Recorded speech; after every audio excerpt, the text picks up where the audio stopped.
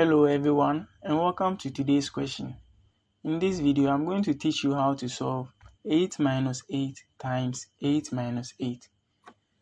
Always remember that we follow this PEMDAS rule to solve this type of questions so that you don't get lost. So we have parentheses here, exponent, multiplication, division, addition and subtraction. So in this one, I'm doing multiplication first.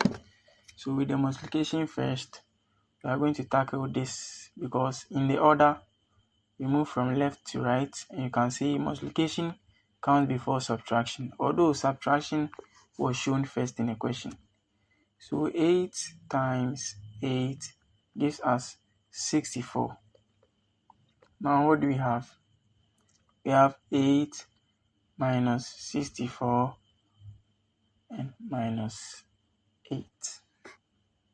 Okay, so now solve from left to right. We are going to solve this one from left to right.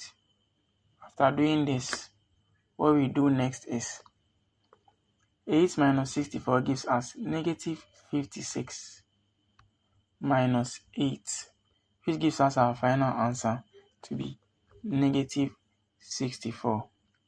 Thanks for watching and don't forget to subscribe and like. Bye.